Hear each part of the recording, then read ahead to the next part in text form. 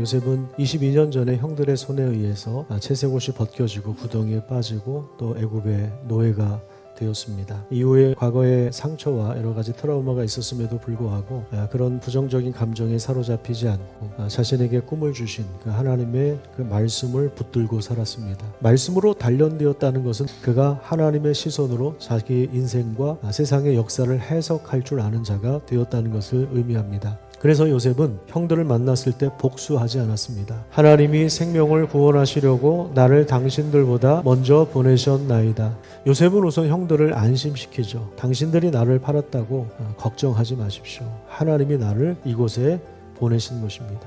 하나님이 생명을 구원하시기 위하여 나를 당신들보다 먼저 보내셨습니다. 그러니까 요셉은 하나님의 시선으로 자기 인생뿐만 아니라 가족의 운명과 그리고 역사를 해석하고 있는 것입니다.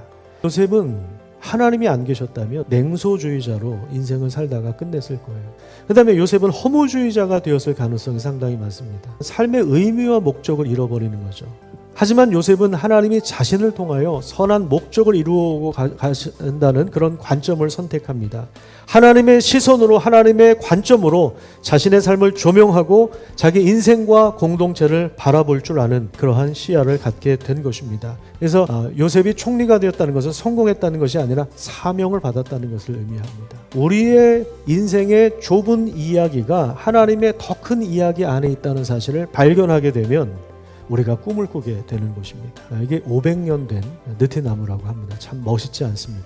이 나무를 이제 연리근이라고 한다고 해요. 서로 다른 두 나무의 뿌리가 하나로 이어진 현상을 말한다는 것입니다. 오랜 세월을 가까이 자라면서 땅속의 뿌리가 서로 맞닿고 결합되어서 마치 한 생명처럼 연결된 상태를 이루는 것입니다. 오랜 세월을 함께하며 햇빛을 향하여 바람을 따라서 서로 부대끼고 겹쳐져서 하나가 되는 것이죠. 저는 이 나무를 보면서 이것이 바로 공동체의 모습을 보여주고 있다고 생각을 했습니다. 공동체는 완벽한 사람들이 모인 곳이 아닙니다. 야곱의 공동체를 한번 보십시오. 편애가 있고 시기와 질투가 있고 서로 죽이려고 했고 거짓과 배신과 음모가 있었죠.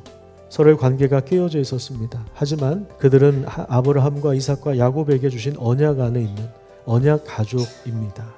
여러분, 공동체는 완벽한 사람들이 모인 곳이 아니라 상처 입은 사람들이 하나님의 은혜 안에서 연결되어 가는 자리입니다. 우리 인생에 일어나는 일들 사실 해석이 안 될 때가 많죠. 하지만 하나님은 우리 인생의 조각들을 모으셔서 큰 그림을 그려 가십니다. 이것을 이제 신학 용어로 하나님의 섭리라고 합니다. 하나님은 우리 보이지 않는 자리에서 여전히 우리의 삶을 붙들고 일하십니다. 그 하나님의 관점으로 우리 자신과 인생과 역사를 바라보는 그 은혜가 있기를 간절히 축복합니다. 이런 시선을 가지고 서로 책임질 수 있다면 그것이 바로 공동체입니다. 하나님이 우리 교회를 회복된 공동체로 세우셔서 후대에 하나님 나라를 전수하는 귀한 은혜를 허락해 주실 것입니다.